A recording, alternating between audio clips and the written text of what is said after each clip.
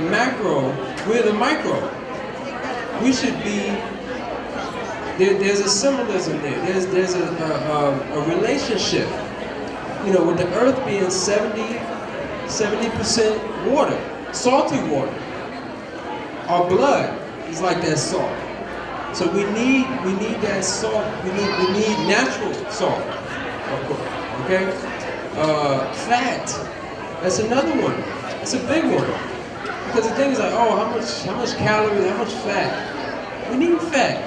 You know, nature has given us fat in the coconut, the avocado, the olive.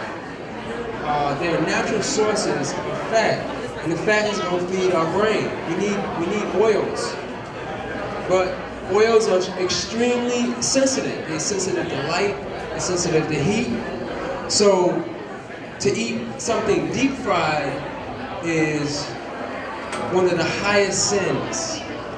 To eat deep fried food, because you're boiling your food in oil or fat. And that's like one of the most dangerous things you can put into your system. But see, what you do to your food is going to do back to you. You know, that's just a law. You know, if you deep fry, if you microwave, if you don't treat your food gently and with care, and you know, we dehydrate, okay, instead of cook or destroy. Okay, we gently deal with the food, and it'll gently deal with us. And we giving it that love, and it's going to return that. But if we deep fry it, we microwave it, and if you go out to eat, all the restaurants, that's what they do. Because it's speed, it's fast, it's convenient. But what's fast and convenient for them is not convenient for you. Okay, so it's really key to understand it.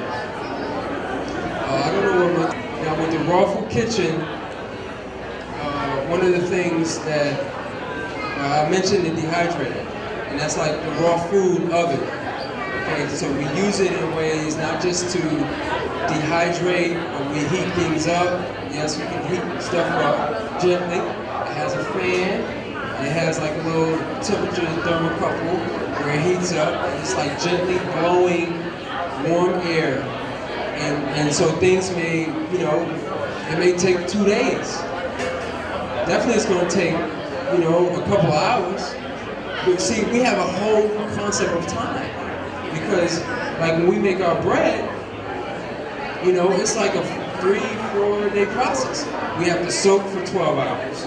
Now we have to sprout for another 12 to 24 hours. Actually 24 to 48 hours, depending on how much we want the sprout to go. Then we take the sprouted grain and then we blend it with our vegetables, and then we dehydrate it for another 12 hours. So if you add all that up, it's going to be at least 3 days minimum. But again, it's just all about really shifting your perspective and getting out of this convenience, this mode of everything has to be right now. And you know, none of us have time. And I understand. When I got into this, I was doing everything on the cutting board. I didn't understand how to use quite yet a food processor. I had a blender and things, but it was training. And that's one of the things that's important, is that you have to be able to you know, exercise. You know, it's just like any exercise. You know, going into our kitchen, you know, we have kitchen muscles, that I like to talk about. You know, so prepping, cleaning, and all those things, even shopping to a certain extent. You know, because you may not find, you know, just like you go to a farm, you're not gonna find everything on one farm. You know, you gotta go to a couple farms. You know, so in the same likeness, we gotta go to a couple different stores. You know, so, but again, this is all about making that investment. And the biggest investment is gonna be your time, not your money. It's gonna be your time. So, and that's what a lot of us don't have, is that time. But we have to make time. It's worth it. Because see, the time we invest in making our food, that's gonna extend our time on the planet. gotta look at it that way. You're gonna get it back on the back end. And it should be pain free. So that's ideal. We want to, I'm not, me personally, I love the concept of aging. I want to age gracefully, and I look forward to transitioning one day. Because I know my goal is to live a life where I have no regret. I've lived to my potential. I've experienced everything I needed to come here to do. I think that, to me, is truly heaven. When you come and say, you know what, I'm ready to go. Matter of fact, I'm going to choose one, and not suicide, but I say, okay, I'm done. Just like we sleep, again, it's just like we have in the daytime. Every day we go to sleep. That's symbolic of death. But waiting for us, eventually, is that final sleep. So I want to know, I'm like, look, I'm at peace. And I'll see y'all on the next lifetime. Right. Or on another planet. Or how about something like that? So that's part of what motivates me. And hopefully it should motivate you. I think that's our birthright. All of us in here, I'm sure, have experienced, a loved one, someone in our family who falls ill, and then, that puts a strain on everybody. It puts a strain on us emotionally, and time. Who's gonna take care of it? It's like, when I'm 80 or when I'm 110. I don't want nobody looking after me. I want to have nobody to bathe me, to wipe me. I want to be able to do all those things. So getting back to our kitchen. Okay. We got our equipment. Because in your kitchen, you want to basically, people always tell me, can I use my oven? No, you can't use your oven. Just like, if you're trying to use a microwave, can you use your oven to replace your microwave? You can, but it's not going to be as fast. Again, we gotta break. This is about breaking into new territory, and to really want to inspire you to invest in yourself. And part of that is investing in some of the tools that you have. We have this modern technology that we can have work for us. Okay. So we have our dehydrator, and if you haven't seen, we have one over there at the booth. So we got the vegetables in there cooking. Okay, slowly, gently. All right. It's a very important dehydrator. More important than our dehydrator is our food processor. So if we get to our second dish, we're going to use this, and then we have a blender. So I have a Vitamix here. So last but not least, which I don't have up here, is if you like juicing, and which you all like juicing, then a juicer. So that would be the fourth piece of equipment that you would need if we're ground out. But if I had to rank them, I would say our food processor, this is the queen of the kitchen right here, because this does all the prepping, this does the sauces, this does the meats that we make, it makes the bread. This is like 80%. We use this 80% of the time. And then I would say second is the dehydrator. Because dehydrator, see, what was the first thing I said? What was the most important reason why you eat more raw food? Moisture. Yes, moisture. Now, dehydration goes against moisture. However, what we do is, from a culinary, artistic side or standpoint, is that we don't necessarily go, even our bread, we're not looking to take out all the moisture. So we have it in there for maybe an hour or so. Any of y'all had the burger? Anybody had the burger? Or the crab cake? Again, these were partially dehydrated. So what it did is change the texture slightly. Just taking out a little bit of moisture. because the moisture is more important than anything. It's more important than the vitamins, in the enzymes, and all that. It's about water at the end of the day. So, dehydrator is the second most important in terms of your culinary kitchen, and then your blender. The blender is important because the thing is like, with the style, the way that we make even juices at my shop is that we don't use a juicer. Because one thing I don't like about a juicer, you have to spend a lot of money on a juicer in order to produce juice that's not going to have juice in the pulp. Okay, if that pulp is not dry, then you're losing out. So what we do here, and I didn't bring any bags, but what we do is we take the juice out literally by hand. So we blend it and then we squeeze it through a cloth. Okay, so that's a great way to do that, and that's the way that we like to do it. So the blender in that way can replace your juicer. Now, in terms of when I go into some of the science of creating a recipe. One of the things that I like to do, or always talk about, or always address, is recipe creation. There's a formula that I follow. And anytime I'm making a recipe, it could be a dessert, it could be definitely a dressing or a sauce, or even like a nut pate.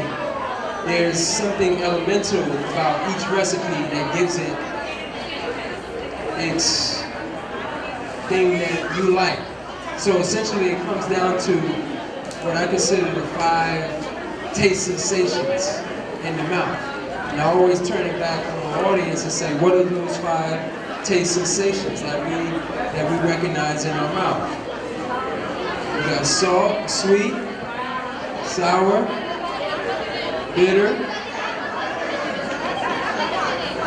hot. Very good. So let's start with salt and sweet, because that's usually what I hear either first or second. Or, because again, that's what we look for first or second, is salt and sweet. And any processed food, packaged food, anything that you buy that's already made, it always has salt and sweet. That's the combination that we're always looking for in our mouth, salt and sweet. And like I said, salt and sweet is not bad. Everything is salt and sweet. But we need salt and sweet. However, we need it in the right form. But as a chef, you have to understand, like, salt and sweet. Those are the ones that really the pleasure side of food in terms of, once we put it in our mouth. Now, the other 3, those are what I call more of the medicinal sensations. Sour, essentially the things give you a sour vibration. It's more or less usually high in vitamin C. So like we have lemon and lime, even a vinegar. So we don't want to use white vinegar. We want to use apple cider vinegar. We want it to have that stuff on the bottom. That's the mother culture. That has some of the healing properties. We want to shake it up. We want to get that in our food if we're going to be using any vinegar. So the sour, again, is very, very important. But medicinal. And then, bitter, because these are the 2 that again are probably most medicinal. Bitter, especially all of our fresh herbs, our seeds tend to be more bitter. Nuts tend to be more sweet. So seeds, because a lot of people may have nut sensitivity, allergy, but almost no one is allergic to seeds.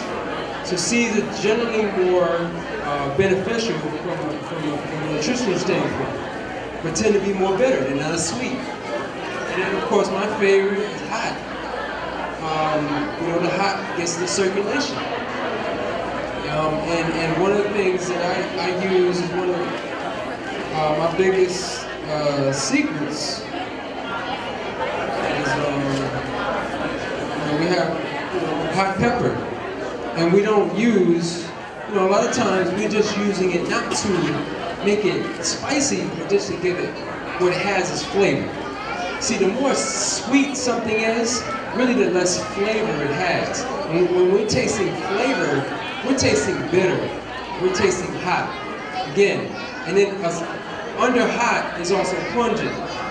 Pungent is onion, garlic, scallions, leeks. That's flavor. Flavor is not sweet. Sweet accentuates flavor. Salt accentuates flavor. So it's about the bitter and the hot and the sour. Those are what, especially the bitter, your fresh herbs. This is flat parsley. Any of the herbal family, but that also extends into other bitter foods.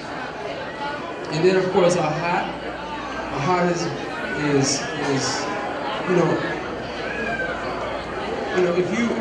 if you're not using any, like this is like, I think this is Jamaican chocolate pepper. I get a lot of different hot varieties of pepper. Ghost pepper, Scotch bonnet, habanero. Those are some of the, scorpion, I think is the hottest pepper. And the thing is, it's like getting these peppers extremely hot, but you just use like a little piece, just a little slither. Because the heat, most of the heat is in the seeds. So just using a little piece is not only going to bring, it's going to raise the vibration of your whole recipe. And what it's doing is saying, well, can I just use cayenne pepper? You can use cayenne pepper, but the thing is that cayenne pepper cayenne pepper don't have the moisture, doesn't have the oil, it doesn't have the fiber. It's just flakes. Okay, it's just heat. See, this has energy. See, so when you eating food that has this in it, what happens is that you don't taste it right away. You start chewing, and then it like sneak up on you hot. Yeah, I know about that. So, and actually, we have some fire sauce. Usually my regular customers, I know, we didn't necessarily advertise that today. And for those that missed out on that, I apologize. But if you want to get some food later, or we'll be here tomorrow, ask for the fire sauce. We'll give you a little fire sauce. So, it's primarily these peppers. What we do is, I think the fire sauce had jackfruit. Some of y'all may not be familiar. But again, jackfruit is a tropical fruit.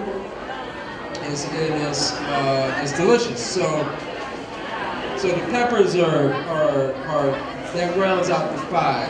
And so in just about every recipe, like I said, it doesn't matter if it's dessert, doesn't matter if it's definitely a sauce or a dressing, it could be a soup, it could be something like that. So today, what I want to demonstrate today, I do this recipe a lot because it's quick. We're only going to be using the blender, but we're going to do a chili, okay, raw chili. There's no beans, it's just these few ingredients up here. I mean, I do like to, sometimes if I had fresh corn, they got corn over there? They got corn over there. I just noticed I got some produce, but if they had some corn, I like to add corn to it, but, and we have avocado, so I like the corn. So it's like a corn avocado chili. And so it's really simple, and people love it, and it's all good. So, but I can't talk and cut and do all these things, because so I'm going to ask for a volunteer. My man G. Yeah, why don't you come on up here? Yeah, this is one of my old buddies from DC. Actually, he's been in the kitchen with me before. Why don't you go ahead and wash your hands, and we got some gloves for you too. So, all right. So we're gonna while we wait for him, let me talk about some of the things that I have. I have a course this is my culinary course. So it goes into depth in terms of like the raw food science. It goes into the lecture on here is becoming and staying raw. So I talk about the 5 keys that is necessary, and I touched on some of those tonight. And then I go into the kitchen, and then each disc has a feature. So I got one dish just devoted to salads and dressings, sauces. Then another one just on liquids, juices, smoothies, soups. And then of course we get into entrees and desserts. So it's a complete course. And then of course I have my book. And I want to give you like just some reference. I started writing this book I think in 2006. And how it came about was I had an idea to do like an urban retreat. Before that, I was working with my teacher, Reese Lathan. We were doing retreats, and we would do this coconut water fast, and everybody would feel so great. And I had fasted before, but once I started fasting with coconut water, I found that I had more energy. I didn't feel weak. I didn't even really feel hungry. Fasting with coconut water as a base, because you know coconut water as a water is a whole food. So I go into that in the book, but when I created this urban retreat right in DC, where we was going to do yoga in the morning before people went to work. So you go to work, you come back, or you go, we do yoga in the morning, I give you your juice for the day, you go to work, you do what you got to do, you come back, we have like a little meeting or something, and we basically repeated that every day for a week. So essentially people wanted the program. So I started writing like how to do, what juices to drink, how to make the juices. So I have some recipes. Basically tells you like what grew out of that program. And I just kind of evolved it. So it's more of the philosophy and the science behind it, but it also tells you the importance of really creating a foundation and using detoxification, you know, to do it. And not just that, doing it as a lifestyle. Because the thing is, it's like, you know, it's one thing to say, okay, I'm going to fast for 40 days, or I'm going to do it, you know, I just feel, you know, you may be going through some transitional change, and, you know, food is just not, you know, you just need to get away from it. You know, and it's a very beautiful thing to do. But at the same time, what we do habitually will make the difference in the end. So this book is that. And just to even give you a preview, hopefully, if I come back next year, I am working on a recipe book. How many people are familiar with Delights in the Garden? Y'all know about that? Y'all remember that? Okay. Well, just real quick, Delights in the Garden was actually the first raw vegan restaurant in the country. It started by some brothers at Morehouse College back in the early 90s. One of the brothers who was writing the book, Hutchins, again, they were at Morehouse. They were featured on one of those, it wasn't PBS, CNN, okay, and that's how I heard. And then they actually had relocated to DC. So, and this happened to be the time I was at Howard University. It was right across the street. And so I had connected with them back then. This was 20 years ago now. You know, the business died out. They left, went to law school and got advanced degrees. And actually, that's when my raw food game started to really catch fire and pick up. And now, just this past year, everything has come full circle because me and Imar are working on a book together. We're going to republish the Delights in the Garden using like all of the science and the skills and experience that I've learned. Because again, they were ahead of their time and they weren't doing anything quite like this, but it was good for that time. So we're going to be working on the book by next year. This time we'll have the book. It'll be a nice color, full recipes, everything. So,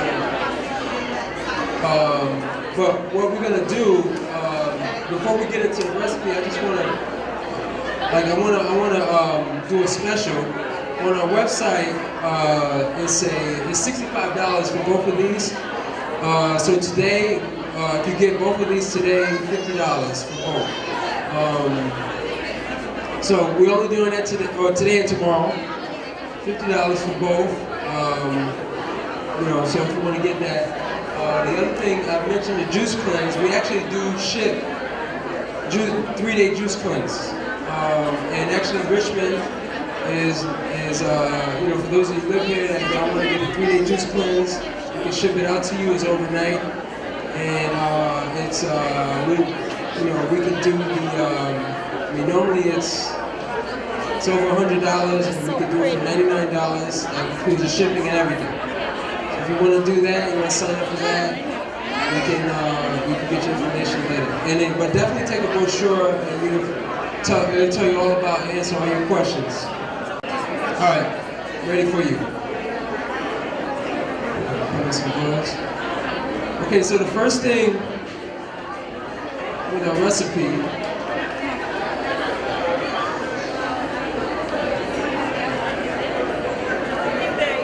So these are sun-dried tomatoes, and these are you can usually buy sun-dried tomato in oil, like in olive oil, or you can buy them dry.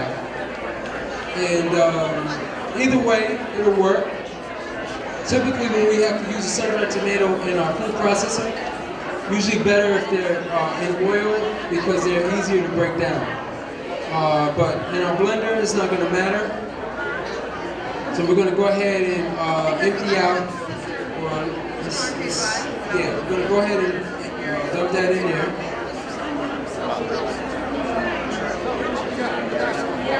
Okay, let's take out some. Take out about, just scoop out a little bit. Yeah. So we want to do about a cup of sun-dried tomato. I was blocking it, sorry. These have lines. So that's about a cup. So that's good. And that's really going to, the sun-dried tomato is really, it has a strong texture.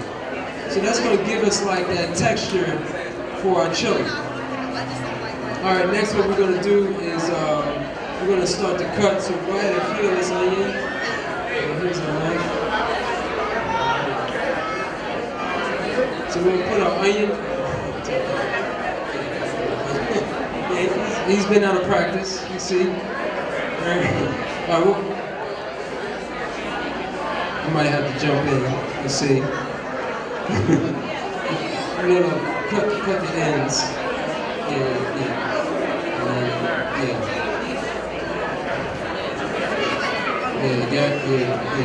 Kitchen muscles is weak. All right. All right. So then go ahead and cut the line. Just.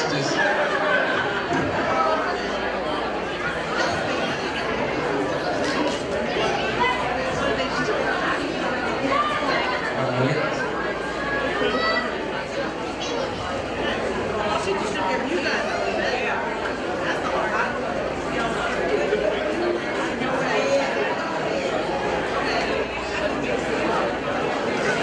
So really, the chili is kind of like it's really if I had to classify it, would be like a soup, and that's what we want to create. We want to create something that is hearty, flavorful, but also something that can stand on its own in terms of it's going to have a lot of moisture. So it's basically going to really indulge all the senses.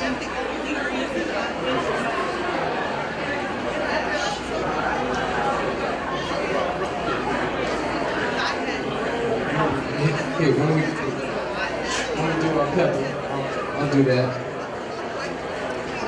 Yeah. Just put it in there.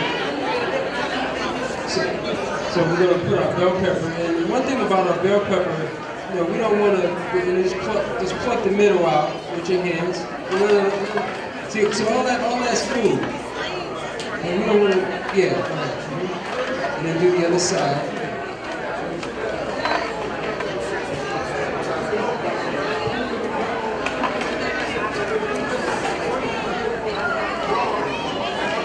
Well, in terms of bell peppers, I don't use green bell peppers. I use either red, yellow, or orange, and that's because green is unripe. We want to use, these are fruits, okay? And those seeds are edible. We don't have to spend time getting those seeds out. So go ahead and just cut these into pieces. Yeah, both. Yeah. So you cut it 2 or 3 times. Big chunks, big chunks.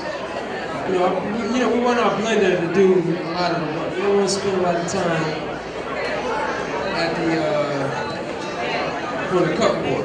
We don't have to. There we go. And we get all right. All right. So once we're gonna put our bell pepper in there. We have some heirloom tomatoes. Yes.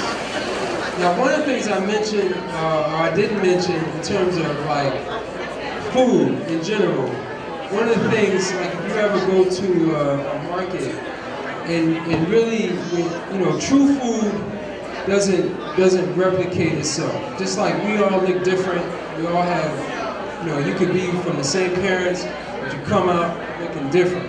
And one of the things is our food should represent that as well. It doesn't matter, you go to the organic market, everything looks the same color, same shape, everything. True food, like you see these coconuts, different shapes, that's really how our food should be. You know, like I look and see the watermelons up there. You know, the watermelons should all be the same color, and the same size, and the same weight. We want our food to have some personality, okay? And like our tomatoes, I like to get these like tomatoes that they're all different colors and everything. Because one of the things that I talked about is flavor. You know, and flavor is the opposite, or it has a inverse relationship with sugar. See, when things become more uniform, because man steps in and he wants to create this uniformity because of business, then what happens is that it increases the sugar in their food, and it doesn't taste as flavorful. You know, when we eat the watermelon that has the seeds and it's all big, and then we taste it. Yeah, it tastes sweet, but really what we taste is the flavor. It's not the sweet, it's the flavor, and the flavor is really the opposite of the sugar. So we really want to get into, have this understanding when we're shopping. And of course, that's really a plug for the farmers market. We really want to shop from the local farmers. That is way better than anything you get organic. That is organic. And we got to redefine these terms because we can get lost in the business side of organic. Okay. So go ahead and cut this onion up in big chunks.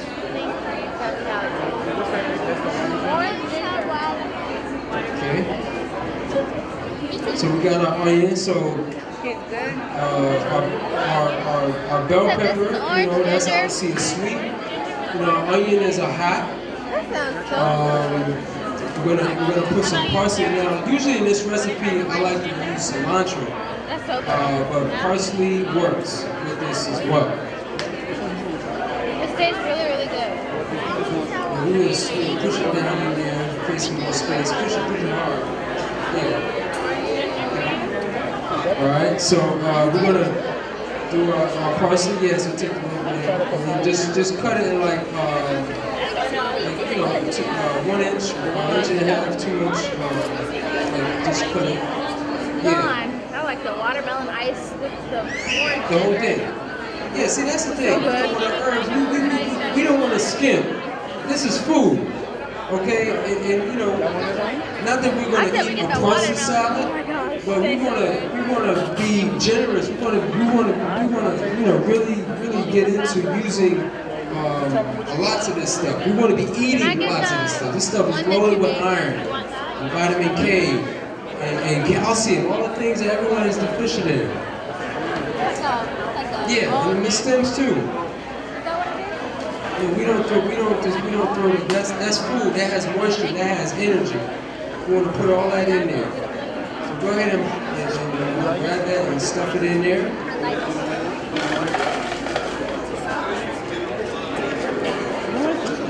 You know, our crab cake and our burger, it's the same approach. You know, it may be almond, and you bite into just as much parsley as you are almond.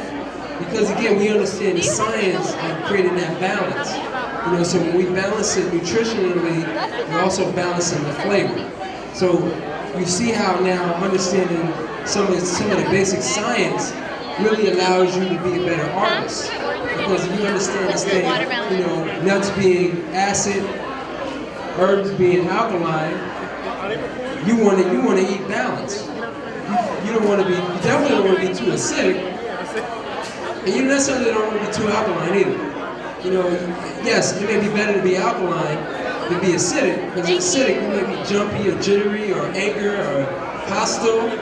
And then, but you know, I mean, some of us know people that are in the clouds. You don't want to necessarily be in the clouds either. You know, so you want to ground, you know, you want to have balance. So yeah, we definitely use our parsley. So we're gonna empty our tomato. Go ahead.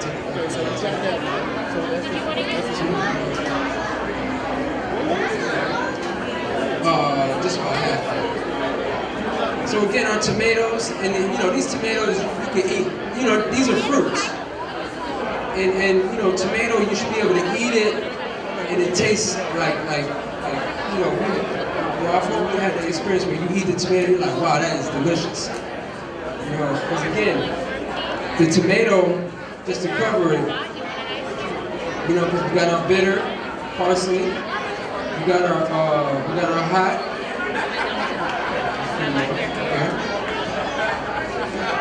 All right, so now it's time to add some moisture. So we're gonna with green tea or black? Which one, the orange tea? The green tea. Not that. Stop right here.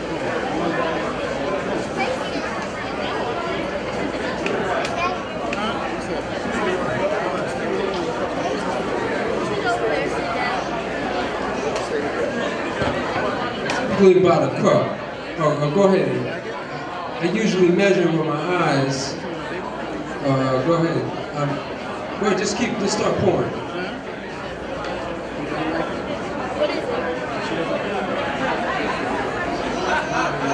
Okay, that's good. Now when you're making a soup, maybe a little more.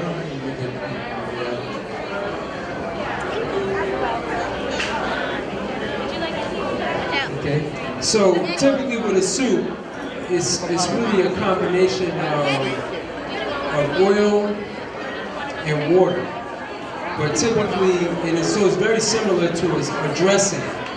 A dressing is probably going to be maybe a little more oily than it is water. A soup is going to have more water than oil. But they're really very close in terms of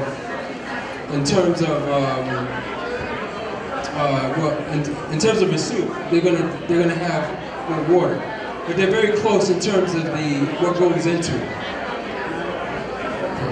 So next, speaking of that, we need our water. Now, one of the things Chef Khepra is all about is the coconut. Y'all know that, you see the picture, the coconut. So any recipe, and that's again another secret, any recipe that calls for water, always using coconut water. It could be salad dressing, it could be definitely something like this. One of the things that coconut water does, if you're using coconut water, even if you're using, like you can have real coconut, or if you can't get the coconut, you can settle for something like this, which is fine. So you go ahead and empty that in there. Okay, that one really put me to work. So go ahead and empty the whole thing. So we'll use that, and let's see, we may need some more. Okay, so for demonstration, I'll put me on the spot.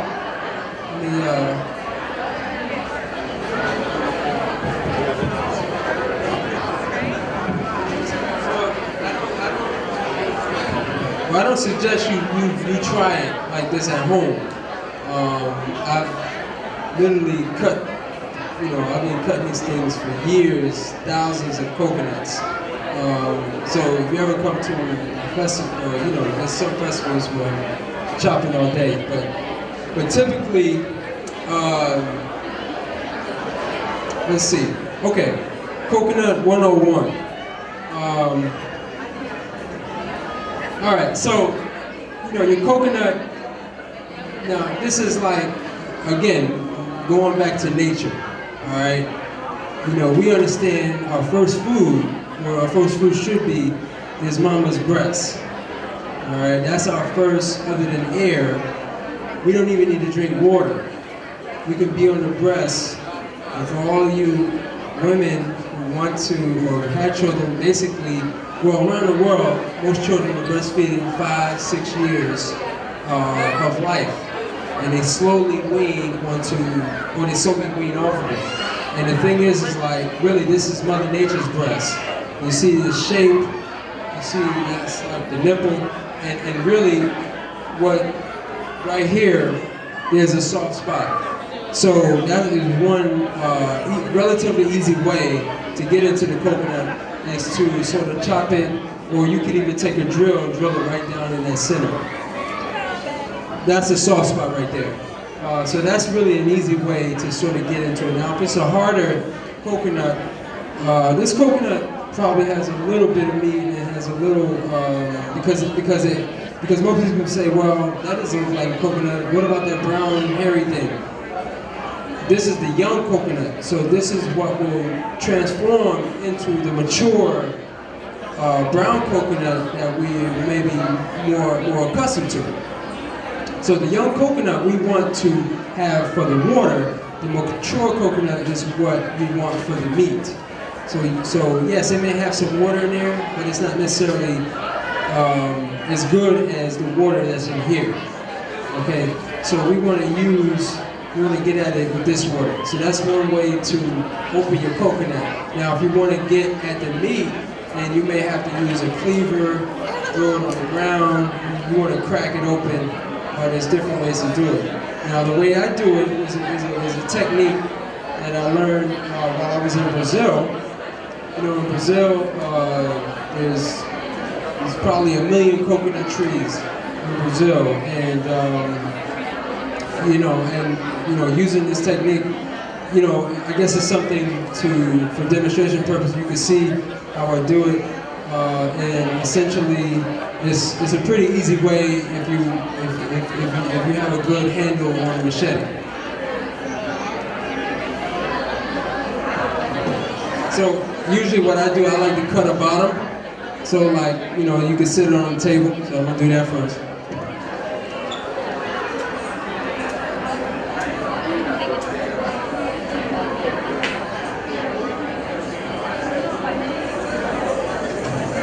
And then I turn it around. See, because what happens is the coconut hangs on the tree. So hold that up for me.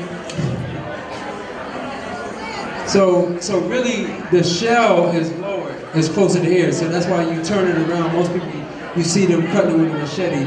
They'll cut it on this side because the shell is closer to the skin because it hangs. But again, that soft spot, I don't know if y'all can really see, but you can see how it changes color a little bit in the middle. That's where that soft spot is. So if you have a machete, you want to just take a drill or screwdriver, you go right through there. But I usually take that in and cut a bottom, because I sell coconuts a lot, and people always like to put it down and they roll and the water goes everywhere. So I'm gonna cut the. You know that? I'm gonna cut it open. You know Mamania? She's my teacher.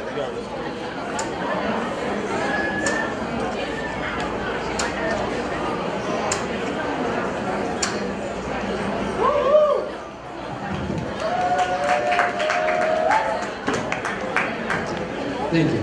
All right, so I still got my hand. I can dump that in there.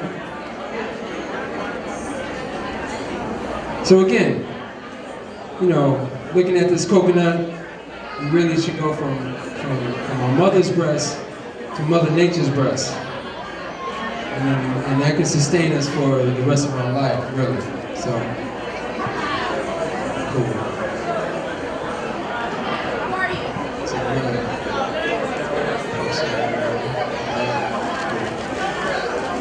all right, we're coming almost to the conclusion of our dish here. We're going to add some, last but not least is our, yes. So these peppers have been frozen, so they're not as hot. Now, if these were fresh, you would just, again, cut like a little sliver. But you go just cut it in half right down the middle. But typically with the season, you buy peppers in the late summer. That's typically when they're in season. Because again, yeah, go ahead and put that. Because what happens is that the pepper needs to yeah, okay, right. Alright, so very critical, especially for anything with a tomato base. We want to bring that fire and balance the tomato. But I always ask this question, do we have everything represented? All the taste sensations? For those y'all been paying attention.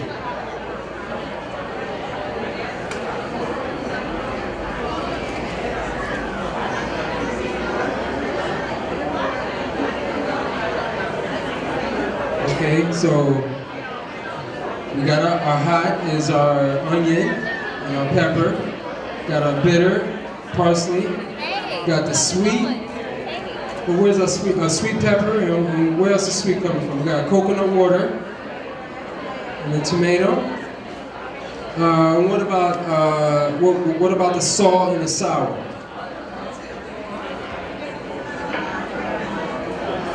Right, good.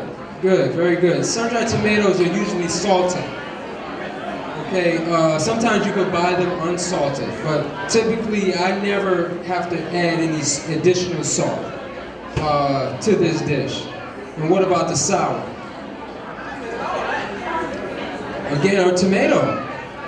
Tomatoes, good tomatoes, are going to have sweet and salt.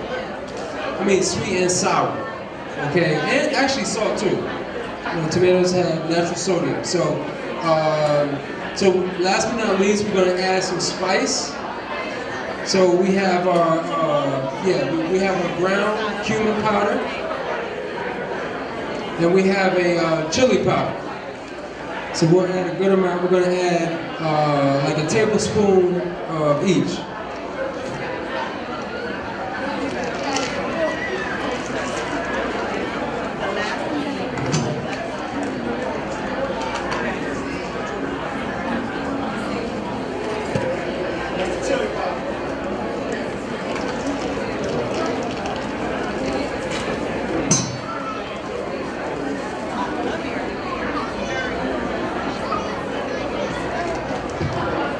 Okay, I think we're ready.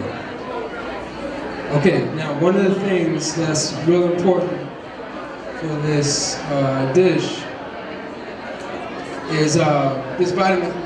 Before we turn it on or anything, this Vitamix has got a strong odor, and if we let it run long enough, everything is going to look like one thing.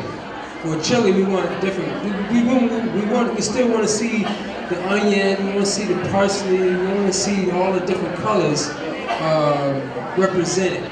So we basically just have to let this run for not even 10 seconds even. Basically, for those of you who are familiar with using the Vitamix, what will happen is that it will blend and it will work really hard, and it'll hit a groove, and the sound will change. So once we hear that sound, we shut it off.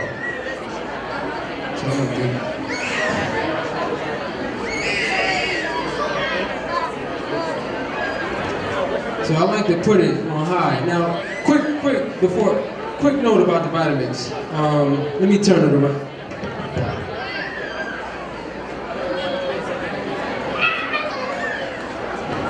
For those of you that are in the market for the Vitamix, you don't be swayed or misled about all the different options. You really just pay what your money is going towards is the motor or the engine. You don't need these little things in the middle with the little knob knobs or timers or little things. You need on and off and high and low. That's it. You know, all that other stuff, when you're buying those other fancier ones, it's the same engine, same motor, but now you're paying $50, $100 more, so you can just gradually turn it up to high. But you're gonna have to turn it up to high. You know, you don't blend anything at half speed. You either blend it on low or you blend it on high. Okay, so you save yourself some money because this is gonna be pretty pricey. All right. So what I'm gonna do is I'm gonna start it on high, and then like you listen. Actually, I'm gonna put the mic right next to it, but you listen, and once you hear it wind up, then that's when we turn it on.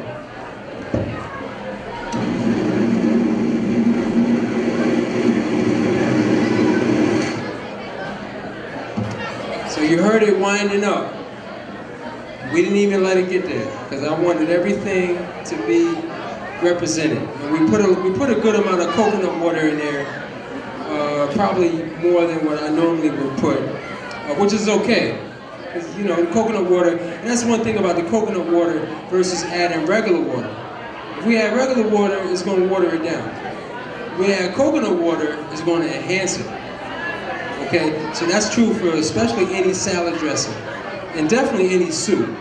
So anytime you're making a soup, salad dressing, anything that requires a lot of water, coconut water. All right, so we're gonna we're gonna put some scallions. We're gonna chop those up. Put those in there. Take those out.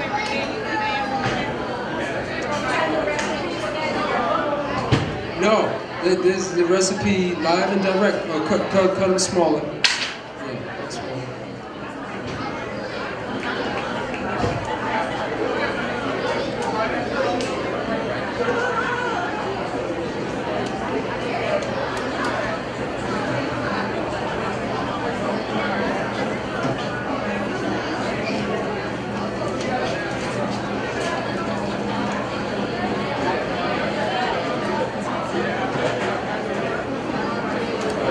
Scoop that up, throw that in there.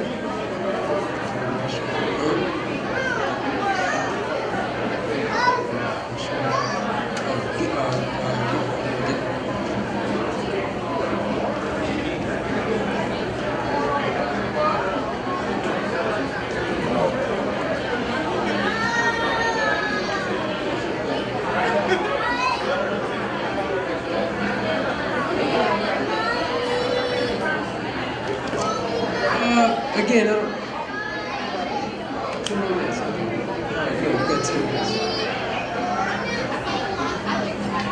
cut them a little smaller, Again, and then our scallions are considered hot, and it just gives us a little more texture. It's a different texture, varying texture. And then while he's doing, well, once we finish that, we'll put some avocado in there.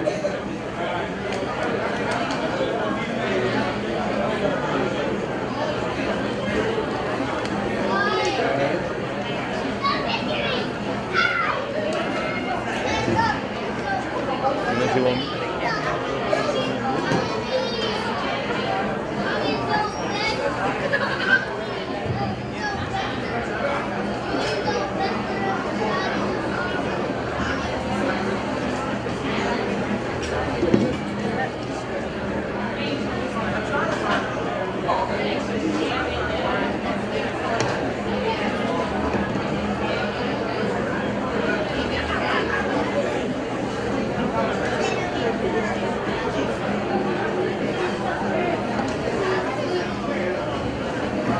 Actually, our pepper is still almost whole. So what we do here, take the stem off the top.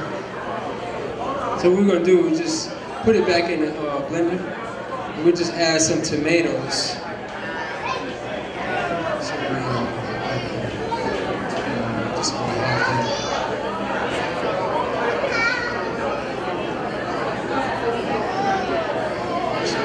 Let's do all the tomatoes. Yeah, take that grade off there.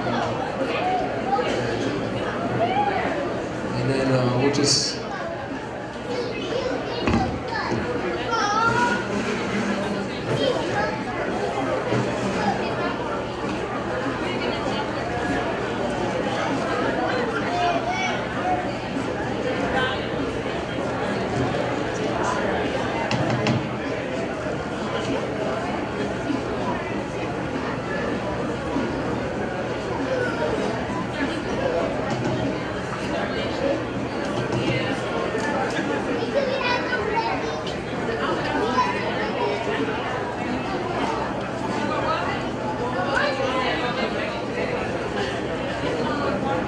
So again, that pretty much does it. If we had some fresh corn, I'd like to add that, and that's our recipe right there. We didn't add any additional salt. If you want to just do like a touch, that would be okay. And we got our fire in there, so it's got some energy. So that's essentially our recipe. So what we'll do is, show you, I'm going to try this. We'll figure out, well, maybe what we'll do is, what we'll do is just, we'll create some sample cups at our booth, and then we'll pass them all out until we finish the chili. All right, that's cool? All right? Yeah, if there's any questions, I can answer any questions now. Anybody? You're good? Yes.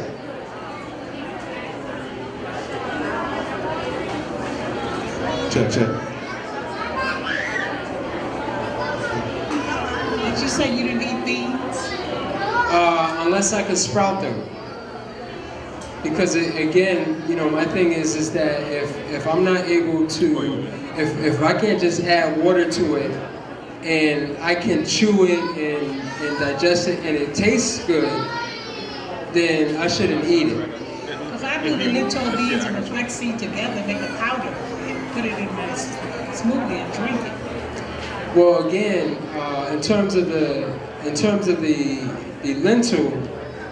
At least from my experience, I've not really. I'm somewhat certain if you can sprout lentil. I don't know. I mean, I've seen certain things that look like lentils that sprouted, so I'm gonna assume that you can sprout. But sprouting it again is just much better because in terms of the starch in the bean, that's going to be difficult to process and digest. But if we sprout it, now that starch turns into a simple sugar. And now we can break it down easily. It has moisture, it has life.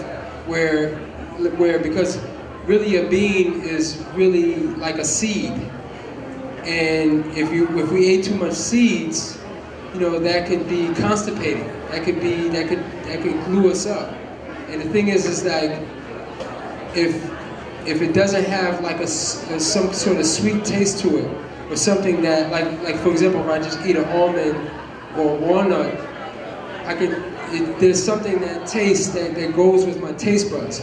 But if I'm eating a bean, first of all, it's going to be like really hard and difficult. But even if it's fresh, the thing is like it's going to taste more like paste because of the starch. So what I want to do is be able to transform that starch into a simple sugar, just for my own body's benefit. And then the other thing too is like, people like lentil soup and things like that. Again, it goes back to what I said about anytime you're eating starch, you're always going to add oil to it. And the oil is really what you want because you're going to need something to slow down or to balance that sugar. So that's really the key thing is that you understand like people like the soup because they like the combination. First they boil it so that it's soft and you can chew it, but then that's not enough. You're going to add some oil or some fat to it, and that's going to basically allow it to be something desirable to the palate. Good question. Anybody else? All right. Yes.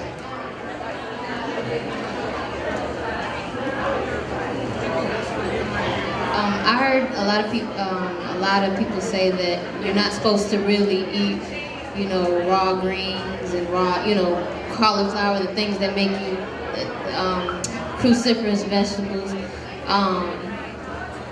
How do you have you had no problems eating? Because I know in the past when I used to eat it, it would make me gassy. Now it's a little different because I've been eating a lot more cleaner. So is it just a matter of just how clean you've been eating, or what? Yeah, that's part of it. That's definitely a part of it. In terms, everyone heard a question. Like, in terms of like vegetables, especially cruciferous vegetables, things like cabbage and some of the heavier greens, because we eat lots of kale, collards, spinach, all raw, and we don't have to cook them. We don't have to cook them down. Part of it is our digestive fire. We want to build that up. So the way to build that up is to still do the green, but do green juice. If you do more green juices, that will build up the acids, because again, we're eating too much food that has been devitalized, and what happens is that we lose our digestive fire. People say, I have to cook your vegetables, only because our bodies are just, we're abusing our temple over time. So the thing is that we lose a lot of our energy, and so it becomes challenging. But we can always take it in a juice form. And then the thing is, it may be something you may need to acclimate your body to over time. Just like anything, we have to sort of transition. But then there may be some pains along the way, some discomforts. And the thing is, just like with fasting, it's the same sort of thinking, is that we have to sort of take 2 steps back before we take 3 steps forward. And that's probably true with most things in life, is that we have to sometimes take a step back in order to go forward.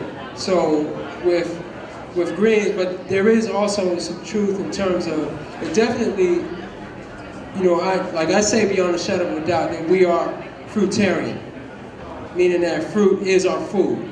That's what it's designed for us. Like, we reach up, we can climb the tree, or we should be able to climb the tree, pick the fruit. The way our bodies are designed is fruit. But however, in every fruitarian species on the globe, green leaves are a big part of the diet. Green leaves. So green leaves definitely. When we look at what the green leaf is made of nutritionally. In terms of the alkalinity, in terms of the minerals, because the fruits are going to be more vitamin dominant, but our greens are going to balance the fruits because they're going to be more mineral dominant. So we get our minerals from our greens, our vitamins from our fruits, and that forms a nice balance. Okay, and then we round it out with nuts, seeds, fats, good fats. But again, it's a process. It definitely is a process. A lot of the food, like I was talking about, those of you familiar with Dr. Sebi, and a lot of things he talks about, essentially from a raw food perspective, your choices will be very limited. My thing is that, especially with the cruciferous vegetables, it's like it's better to eat. Again, this food has water, it has energy, it has enzymes. Yes, it may be a hybrid, but it's all about balance. And the thing is we live in a hybrid world, and there's some concessions you have to make. So really, that's more of a personal approach for those of you who may have that question, in terms of understanding what you're going to eat and what you're not going to eat. So, anything else?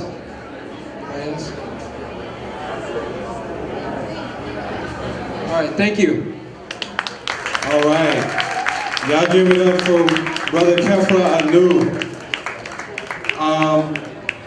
Yes, 13th annual Happily Natural Day. Lots of awesome energy, lots of beautiful faces. I'd like to thank all of y'all for being here. The flow for today.